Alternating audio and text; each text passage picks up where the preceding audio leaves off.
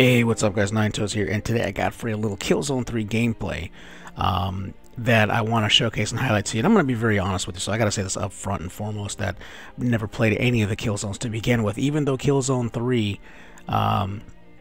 has technically been out on the street, if you will, about a full calendar. Actually, it has been a full calendar year because it did come out in February 2011.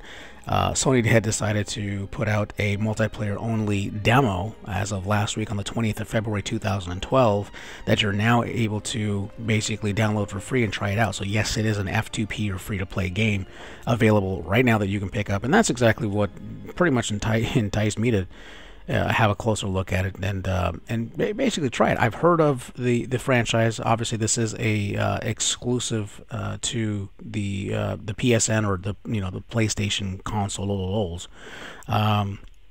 Starting with obviously Killzone 1 on the PS2, and it obviously has progressed. But I've heard of it. Never had an opportunity to play any one of them. So I've been a little bad and horrible when it comes to branching out and trying a lot of different games that are kind of out of my quote-unquote comfort zone, if you will, and this was kind of one of them because it just seemed at the time kind of too childish and kiddie, but you know what, I'm actually kind of to be quite frank, I'm impressed with it. I did spend a couple hours playing it, and as a first-person shooter game there are of course a handful of modes that you can try out, ranging from of course team deathmatch to objective play, and the different kind of classes, of course, that you can get into. And just like any other first-person shooter game out there, there's of course there's the different roles within your class that you can that have strengths and weaknesses like anything else. So just depending on, of course, what exactly your gameplay style is, which quite frankly I haven't really found it. So I don't really know much about the maps nor any of the guns or the weapons within the game. But again, I just wanted to kind of give you guys a little taste. If you, like myself, were kind of on the fence as well too with should I get this, or what exactly am I to expect, etc. So coming from a first-person shooter background or experience, if you will, especially with Battlefield 3 and Bad Company 2 and that series, again, it's more or less the same feel. So you're going to feel pretty much right at home, since of course it's just if you see it move, put a bullet in it for the most part.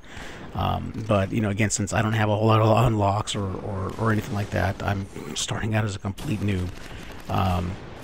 I did find it actually a pretty cool little diversion from, again, playing games such as Battlefield or any other, of the shooters that are out there. It just, again, it's just kind of a change of pace, a change of just something to look at, which, mind you, the graphics on the game were actually very impressive, to be quite frank. And since it is a downloaded game, I had kind of little concerns, if you will, on frame rate, which I didn't really notice. I didn't really notice any bugs or any weird glitches or anything like that. So, at any rate, with that said, I did want to, like I said, make this kind of short and kind of, put this out there in front of you guys. So, for those of you that have had experience with the others, the first couple of Killzones, if you will, please, by all means, I'd love to hear them in the comments below of your experiences, and or if you are playing the current version of Killzone 3 on the multiplayer side, any tips or what have you to, of course, pass along. So with that said,